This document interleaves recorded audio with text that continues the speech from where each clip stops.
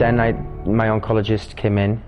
Now the oncologists at that time, unlike HIV doctors, were still on rotation, and so I'd had this particular one for 6 months, and he was very much an old school doctor where I prescribe, you take, and he didn't really work very well with me on the level that I'd been used to.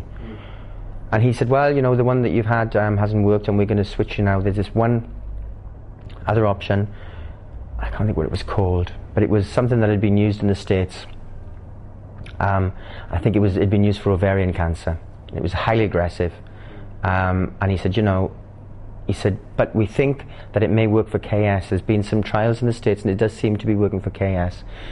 Now, it is much more aggressive than the other ones you've had.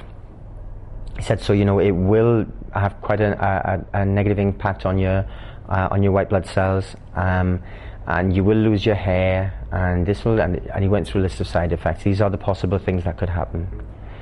And he's standing there telling me this at my bedside, and my clinic doctor is there, standing next to him, making notes, and he finishes up, and my doctor turns to him and says, what?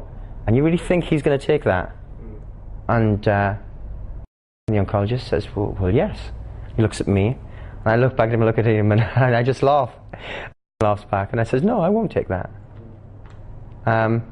He says, but you have to, it's the only choice. I said, no, it's not the only choice. What I will take is the medication you were giving me before, but I will take it again at 3 weekly intervals, not 4 weekly. He said that it doesn't make any difference. Me moving it a week wouldn't have made the difference. I said, you moving it a week made the difference. I tell you, I know my body. I know how it felt after every 3 weeks when I had the chemotherapy, the soothing effect that I felt.